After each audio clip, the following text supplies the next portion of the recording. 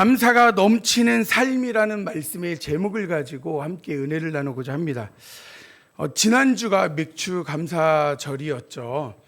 지난주에 설교를 너무 짧게 해가지고 아쉬운 마음에 한 번 더. 근데 똑같은 본문으로 사실은 하고 싶었지만 엑기스는 지난주에 다 전했기 때문에 또 재탕을 하면 재미가 없어서 새로운 본문을 가지고 함께 감사의 제목을 나누고자 이렇게 말씀을 다시 한번 준비하게 되었습니다. 여러분들은 삶을 한 주 동안 살아가면서 어떻게 살았습니까? 우리의 입술의 고백은 어땠습니까? 감사가 넘쳤습니까? 아니면 불평과 원망이 넘쳤습니까? 아니면 남을 흉보는 데에 집중을 하고 있었던 것은 아닙니까? 저도 이렇게 종종 목사님들 월요일 날 농구 모임이 있거든요. 지금 허벅지가 이제 아직도 다 안 나서서 농구 할 때 가지를 안 했더니 전화가 왔어요. 점심이나 같이 먹자고. 자기네들은 농구 다 하고 같이 이제 식사를 하는데 그 목사님들하고 얘기할 때에도 좋은 얘기도 하지만 사실은 흉도 좀 봅니다. 노예 목사님들 흉도 보고 왜 자꾸 우리 젊은 목사들한테 왜 자꾸 일을 뭐 이렇게 많이 시키냐고 막 이런 불평도 종종 하기도 해요. 그러니까 저희들도 똑같아요. 여러분들과 저희의 구별된 삶이 우리가 어떻게 선택하느냐에 따라 있는 것이지, 직분에 따라서 목사는 불평과 원망을 하지 아니하고 또 성도들은 맨날 불평과 어려운 일들만 가득 차 있고 그런 것이 아니라는 것을 우리는 기억해야 됩니다. 그래서 오늘 말씀을 통해서 우리가 더 정말 하나님께 감사할 수 있는 그 제목들을 선택하고 또 그것을 가지고 감사함으로 우리가 불평과 원망과 그리고 또 특별히 남을 흉보는 일에 집중하는 것이 아니라 하나님께 감사드리는 곳에 더 집중하는 삶을 살아가는 우리가 되기를 주님의 이름으로 축복합니다. 현대인들을 한마디로 정의하자면 많은 학자들이 결핍의 시대라고 이야기를 해요. 우리 청년들도 많이 결핍을 가지고 있다라고 이야기합니다. 우리 어른들이 볼 때에는 결핍한 게 있나요? 사실은 아니, 삼시세끼 다 먹어. 그냥 일만 하면 돈 어디서든 벌 수 있어. 그리고 쫓아내면 신고하면 보호받을 수 있어. 그렇지 않나요? 솔직히 말하면 그래요. 거기에다가 더한 곳은 노동자들이 뭐라고 이야기하고 있습니까? 우리 컨펌 받고서는 사업 투자하세요 라고 하는 곳들도 있어요. 그러니까 우리의 생각에서는 보면 결핍을 지금 많이 겪고 있기도 하지만 한편 기성세대들이 볼 때에는 답답하고 이해가 되지 않는 경우들도 있습니다. 저도 마찬가지예요. 조금 기성세대 쪽에 있어서 아니 꼭 그렇게 많이 월급을 받아야 돼? 그냥 좀 적은 데부터 시작하면 되지. 이렇게 생각을 할 때도 있기도 했습니다. 근데 저도 불안했어요. 어떠한 교회에서는 당신 나가세요 가면 철야 예배 때 금요일 예배를 드리러 왔는데 잠깐 담임 목사님 부르세요. 저는 아니에요. 다른 분 제 옆에 사역하시는 분이에요. 저는 잘린 적은 한 번도 없습니다. 제가 기분 나빠서 그만둔 적은 많이 있어도 그렇게 했는데 가서 얘기를 하고 갑자기 짐을 막 싸가지고 가는 거예요. 뭐예요? 그러니까 잘렸어. 그리고 그날 통보받고 그날 쫓겨났어요. 그렇다고 해서 3개월의 그런 생활비를 줬을까요? 아니요. 그 달 생활비밖에는 안 줘요. 그러니까 저희들도 너무나 불안하고 걱정함이 있었습니다. 여러분들의 삶 가운데에서도 그러한 일들이 수도 없이 기성세대들은 경험했어요. 사장님이 나가라고 하면 어디에서도 보호를 받지 못했기 때문에, 그러다 보니까는 우리들은 젊은이들을 이해하지 못할지도 몰라요. 그렇기 때문에 답답하고 어려운 마음들이 있지만 젊은이들은 그러한 결핍이 없이 살다 보니까 지금 꿈을 꿀 때에 꿈을 꿀 수가 없습니다. 옛날에는 개천에서 용이 났다고 했지만 지금에서 개천에서는 뭐밖에 못 납니까? 미꾸라지밖에 못 난다는 거예요. 환경이 받쳐주지 못하고 환경으로 어떠한 것을 벗어나기에는 극도로 더 힘든 상황 속에 있기 때문에, 그래서 청년들은 많은 것을 누리고 있는 것처럼 보이지만 그 마음 속에는 불안함, 언제 잘리고 언제 또 이것을 취업해서도 남들과 그 자리가 벌어지는 것에 불안함이 있습니다. 그렇기 때문에 누군가를 우리가 볼 때 우리의 관점, 내가 경험한 것으로 그들을 판단하고 흉보고 그러면 안 돼요. 서로를 그래서 세대 차이에서 흉을 보는 것이 아니라 서로를 어떻게 해야 될까요? 이해해야 됩니다. 청년들은 청년 나름대로 힘들어요. 저희 때에는 고등학교 한 1학년 때까지는 공부 하나도 안 해도 됐어요. 그러다가 바짝 고2, 고3 때만 해도 좋은 대학교에 갈 수 있었습니다. 그런데 우리 청년들 세대까지만 해도 어떻습니까? 초등학교 때부터 그렇게 공부를 해서 준비를 해야만 좋은 대학교에 갔어요. 그리고 또 학교에서 대학교에서 노나요? 저는 꿈이 뭐였냐면 대학교 1, 2학년 때는 쌍권총 맞는 게 꿈이었어요. 쌍권총. 왜냐면 대학생들이 놀아야지. 선생님들이 그렇게 말씀하셨잖아요. 야, 대학교 가서 놀면 돼. 그래서 저는 원 없이 놀았습니다. 근데 우리 청년들은요, 1학년 때부터도 놀지 못해요. 1학년 때 잠깐 잘못 놀면 학점 관리를 못해서 자신이 원하는 회사에 취업을 할 수 없습니다. 그러니까 얼마나 힘든 그리고 긴장의 시간들 속에서 청년들은 지금 모든 시간들을 보내고 있어요. 그렇기 때문에 우리가 겪었던 시대랑 다르기 때문에 그들에 대해서 판단하거나 이야기하는 것이 아니라 무엇을 하냐면 이해하고, 그리고 그들이 그래도 잘 버티고 있다는 것을 감사하면서 응원할 수 있는, 그래서 우리 이번 청년부 수련회를 통해서 그런 은혜가 회복되어지고 또 더 힘이 있어서 다른 이들에게도 그런 힘을 전해줄 수 있도록 함께 기도해 주시면 너무나 감사하겠습니다. 그래서 이러한 문제들이 있지만 우리가 믿음의 사람으로서 생각해야 될 것은 무엇이냐면, 청년들도 또 우리 기성세대들도 기억할 것은 환경의 문제로 그러한 원망과 불평을 해서는 안 된다는 거예요. 감사는 무엇으로 하는 것입니까? 내가 선택하고 하나님께서 베풀어 주시는 은혜를 기억할 때 감사할 수 있는 거예요. 그런데 우리는 내가 좋은 일이 있을 때만 감사합니다. 기쁜 일이 생길 때만 우리가 너무 좋아, 행복해 라고 이야기해요. 그러나 불행할 때에도, 어려운 일이 있을 때에도 감사를 찾고 감사를 선택할 수 있는 우리 백석중앙교회 성도님들이 되시기를 주님의 이름으로 축복합니다. 오늘 이 골로새를 기록한 사도 바울도 지금 편안한 곳에 있는 것이 아니에요. 로마로 잡혀가서 가택연금을 당하고 있습니다. 그러니까 쉽게 말하면 감옥에 갇혀 있는 상황 속에서 오늘 본문에 있는 말씀을 편지로 써서 보낸 거예요. 그는 불평할 거리가 더 많았습니다. 붙잡혔습니다. 매여 있었습니다. 감옥에 갇혀서 감시받는 자였습니다. 그럼에도 불구하고 감사가 넘치게 하라라고 고백을 합니다. 그리고 그 명령을 그는 그대로 감사가 넘치는 삶을 살아갔습니다. 그것처럼 우리도 오늘 말씀을 통해서 은혜를 받으시고 감사가 넘치는 그런 귀한 삶을 선택하며 그러한 삶을 살아내는 귀한 성도님들이 되시기를 주님의 이름으로 축복합니다. 오늘 말씀에서 보면 첫 번째로 그렇게 감사의 제목이 넘치는 삶을 살아갈 수 있는 이유는 우리가 예수 안에 있을 때에 그렇게 살아갈 수 있다는 것입니다. 감사가 넘치는 삶의 위대한 출발점은 어디에 있을까요? 예수 그리스도와 함께 동행하며 그분 안에 거할 때에 이루어집니다.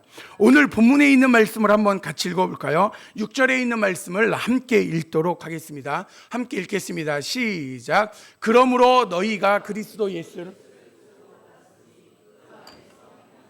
아멘. 우리가 누구를 받았다고요? 여기에서 보면 예수를 주가 무엇이죠? 나의 주인. 그러니까 나의 주인으로 받았는데 내가 주인 노릇하면 됩니까? 그렇지 않죠. 주인으로 받았고, 그래서 그 주인 안에서 행하되가 이 헬라어의 두 단어가 합쳐진 겁니다. 주변과 걷다예요. 그러니까 뭐예요? 주변을 이렇게 걷는 거예요. 그래서 직역하면 그리스도 주변을 매일 걸어 다닌다. 그래서 이거는 두 가지가 있어요. 하나는 무엇일까요? 하나는 뭘까요? 그리스도를 주변에서 걷는 거 뭐예요? 여러분들 혹시 짝사랑 해보셨나요? 짝사랑 해보셨죠? 짝사랑 해보시면 뭐냐면 이렇게 그 사람 자꾸 그 옆에 막 가 있으려고 하는 거예요. 그 사람이 교회 온다고 하면 나 교회 올 일이 없지만 교회로 와요. 저도 짝사랑을 해본 적이 있습니다. 한 5년, 6년 정도를 짝사랑을 했는데, 그 짝사랑을 할 때 뭐냐면 저보다 좀 이제 한 살 어린 친구였는데, 제가 고3 때 고2였는데 그 친구가 9시에 야자가 끝나고 교회로 와서 기도를 해요. 근데 그 전에 제가 먼저 기도를 했어요, 사실은. 근데 그 시간에 맞춰서, 그리고 그 시간을 기다렸다가, 그리고 그 친구가 오면 그 친구의 기도가 끝날 때까지 기다렸다가 갈 때에 그 방향으로 같이 가는 거예요. 이게 뭐예요? 좋아서. 그 친구와 같이 뭔가 하고 싶어서. 그래서 뭐냐면 맴도는 거예요, 주변을 계속. 이게 뭐예요? 주변을 함께 걷는 게 뭐예요? 맴도는 거예요, 주변을. 누구를 좋아서? 그 사람이 좋아서. 우리가 예수 그리스도를 좋아하면 멀어지는 것이 아니라 예수 그리스도 주변에서 계속 맴돌면서 주님과 무엇을 할까? 어떻게 할까? 그리고 그 다음에 무엇이죠? 주님이 가는 그 길로 내가 따라가는 거예요. 같이 가. 내가 바래다 줄게 하면서 집 앞에까지 데려다 주는 것처럼 우리가 무엇을 하는 것입니까? 예수님이 가신 그 길을, 우리가 십자가의 길을 그렇게 따라가고 함께하고 동행하는 삶을 살아가는 거예요. 이게 뭐예요? 행하되. 그런데 우리가 이러한 삶을 살아가고 있습니까?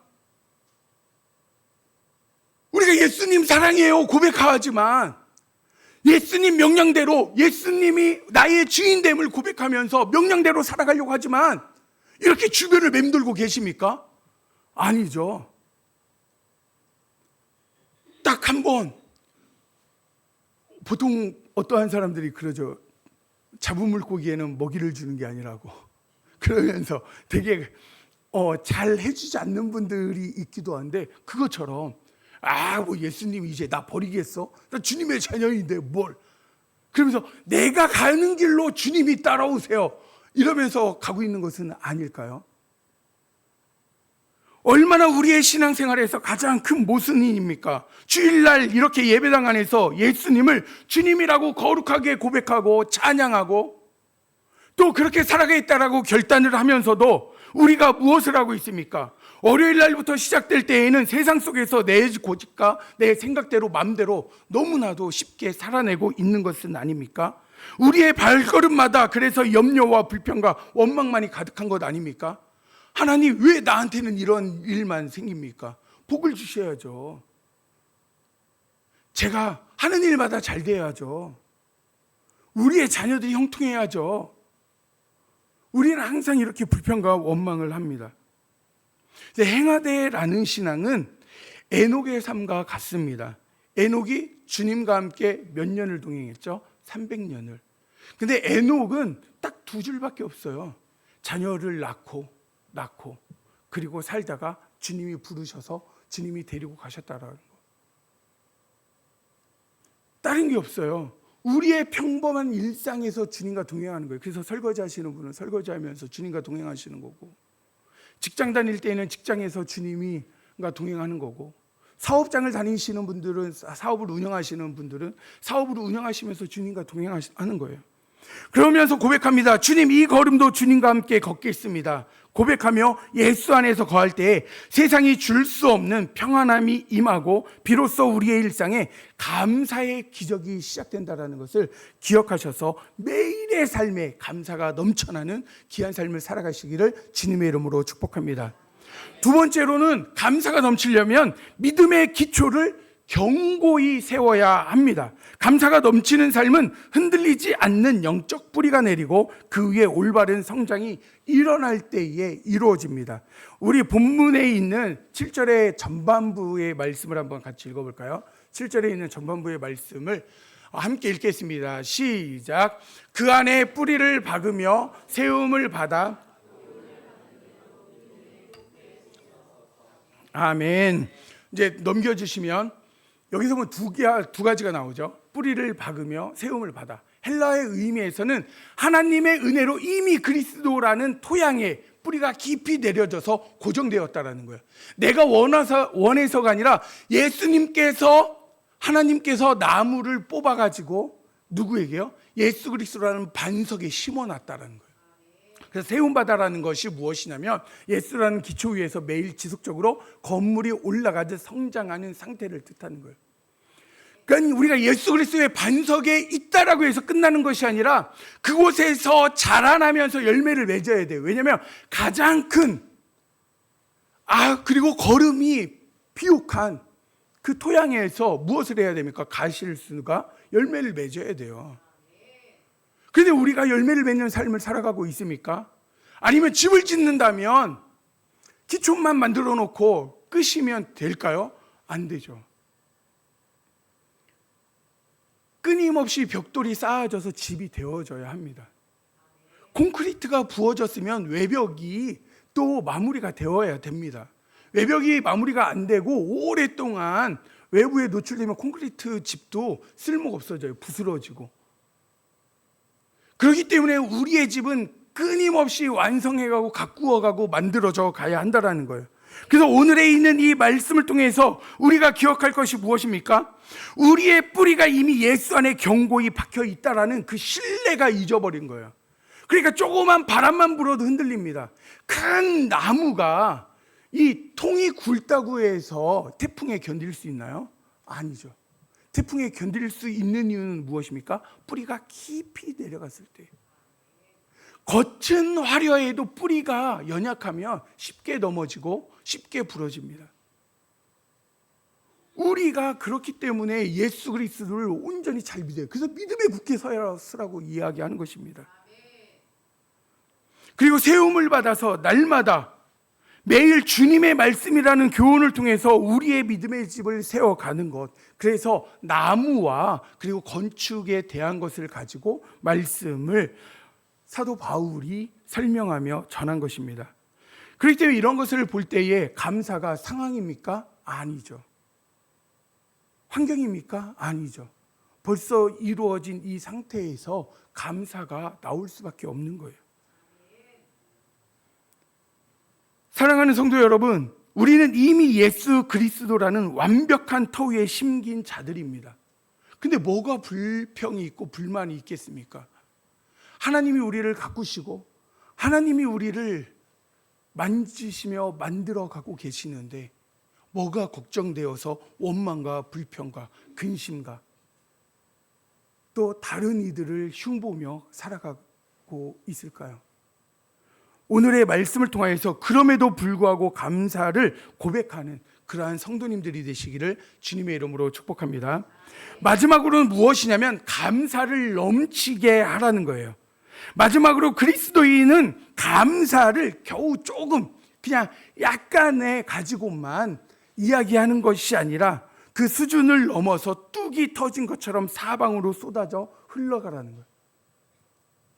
며칠 전에 비가 너무 많이 와서 천안에도 물이 잠긴 곳이 있죠. 그리고 어떤 불당동은 이제 물이 조금 이제 지하주차장에 찼다고 빨리 차를 빼라고 해서 막 차를 빼는 영상들도 있었습니다. 비가 갑자기 너무 많이 와가지고 물이 확 불어나면서 물이 어떻게 해요? 온 곳을 그냥 터져 나가듯이 물이 막 흘러나오는 거예요.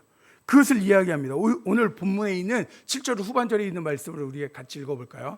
한번 후반절 함께 읽겠습니다. 시작. 감사함을 넘치게 하라. 넘치게 하라는 의미가 뭐냐면 사방으로 강력하게 뿜어져 나온다. 여러분들 수도관 공사하다가 그게 터졌을 때 어떻게 해요? 물이 사방으로 뿜어져 나오죠. 그리고 강물의 뚝이 터져서 물이 제어할 수 없이 밀려온다. 그리고 풍부하여 차고 넘쳐 주변을 적신다. 그럼 물이 샘이 넘쳐나가지고 주변을 다 적셔버리는 거예요. 그리고 이러한 의미가 있고 또 시제가 오늘 본문에서는 현재분사로 쓰여 있거든요. 그래서 그 현재분사로 이거를 해석하면 무엇이냐면 멈추지 않고 계속해서 흘러 넘치는 상태. 그러니까 감사가 어떻게 해야 되는 거죠?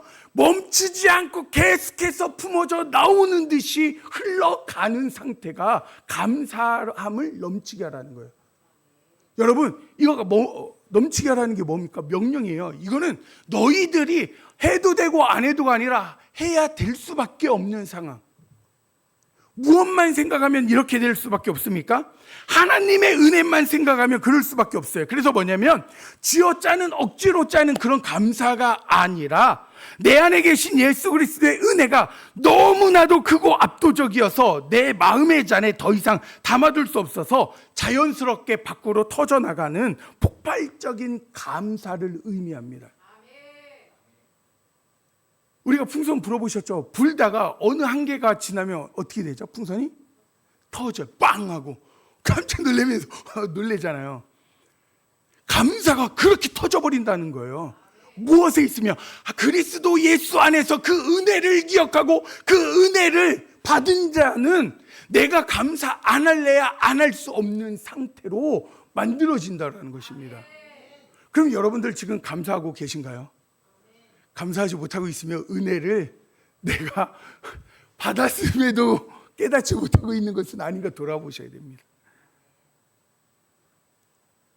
영국의 유명한 설교가죠. 여러분도 잘 아는 찰슨 스펄전이라는 목사님이 이러한 말씀을 했습니다. 여러분들도 여러 번 들어봤을 거예요. 별빛을 보고 감사하는 자에게는 달빛을 주시고 달빛을 보고 감사하는 자에게는 햇빛을 주시며 햇빛을 보고 감사하는 자에게는 햇빛도 필요 없는 영원한 천국의 밝은 빛을 주신다.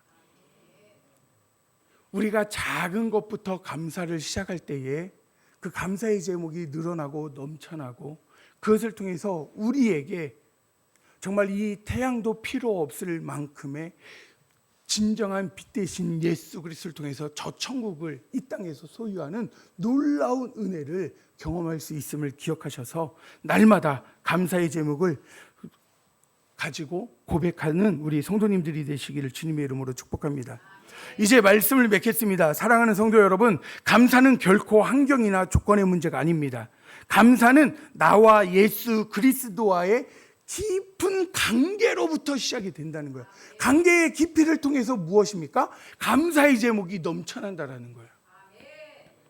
바울이 감옥 안에서도 찬송하고 감사할 수 있었던 비결이 바로 여기에 있습니다. 그의 안경은 사방이 벽으로 막힌 감옥이었지만 그의 영혼은 언제나 예수 그리스도라는 무한한 은혜의 바다에 잠겨 있었습니다. 이 한 주간도 세상으로 나갈 때에 그래서 오늘 세 가지의 원리를 기억하셨으면 좋겠습니다.